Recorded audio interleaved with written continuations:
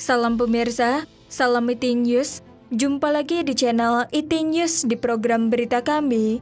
Hari ini kami akan sajikan berita tentang program kemakmuran bersama yang diusung Xi Jinping membuat orang kaya Tiongkok panik.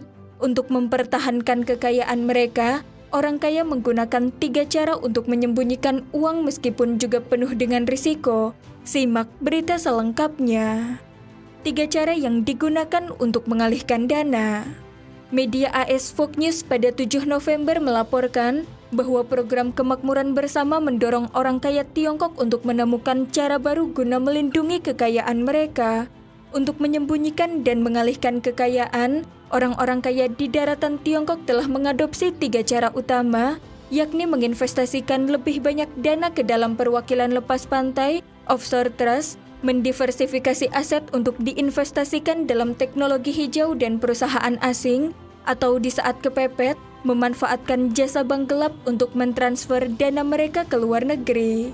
Menurut laporan itu, ketiga metode ini semuanya berisiko, beberapa adalah upaya baru, dan beberapa menghadapi kesulitan karena undang-undang yang diberlakukan oleh pemerintah komunis Tiongkok. Berita selanjutnya, perwakilan lepas pantai, offshore trust, dijadikan pelindung kekayaan. Faktanya, sejak dimulainya perang dagang dengan AS pada tahun 2018, para miliarder Tiongkok sudah mulai aktif mentransfer dana keluar daratan Tiongkok, dan semakin banyak orang kaya memanfaatkan dana keluarga perwakilan lepas pantai untuk menghindari risiko.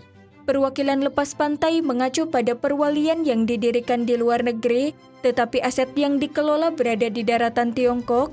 Menurut orang yang berkecimpung dalam industri ini, perwakilan lepas pantai setara dengan pelindung kekayaan untuk menghindari risiko. Bahkan jika perusahaan bangkrut, aset yang berada di perwakilan lepas pantai tidak dapat dilikuidasi untuk melunasi utang dan lainnya.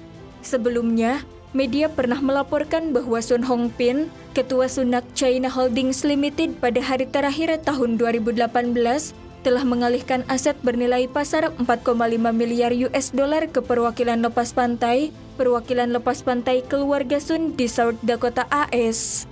Hanya 0,2% saham di Alibaba Group yang dimiliki oleh Jack Ma individu dan sisanya dipegang oleh perwakilan lepas pantai keluarga, Yayasan Amal Luar Negeri, dan Cayman Holdings. Liu Qiangtong memegang 15,5% saham JD.com melalui perwakilan lepas pantai. Namun Fox News melaporkan bahwa tanpa mengetahui undang-undang apa yang mungkin diberlakukan Beijing di masa depan untuk menangani perwakilan lepas pantai ini, penasihat keuangan menyarankan klien untuk mempertahankan tingkat kendali serendah mungkin atas aset-aset pribadi mereka. Berita selanjutnya, kemakmuran bersama memicu gelombang donasi. Orang kaya daratan Tiongkok pernah mencuci dana mereka di luar negeri dengan cara membeli karya seni. Transaksi mata uang kripto pada awalnya merupakan cara populer untuk mentransfer dana, tetapi pemerintah komunis Tiongkok baru-baru ini menurunkan instruksi untuk melarang adanya transaksi mata uang kripto, jadi saluran ini sudah terblokir. Pada tahun 2020, dengan mewabahnya virus komunis Tiongkok atau COVID-19, pihak berwenang menutup perbatasan Tiongkok, sehingga menyulitkan orang kaya Tiongkok untuk mentransfer dana ke luar negeri. Pada bulan Agustus tahun ini, Xi Jinping dalam pertemuan Komite Keuangan dan Ekonomi mengusung program kemakmuran bersama dan mengklaim program tersebut untuk mempersempit kesenjangan antara si kaya dan si miskin di daratan Tiongkok yang menyebabkan kepanikan di kalangan orang kaya terutama para miliarder di daratan Tiongkok. Raksasa teknologi Tiongkok Tencent segera mengumumkan rencana menginvestasikan 50 miliar renminbi untuk membentuk program khusus untuk kemakmuran bersama.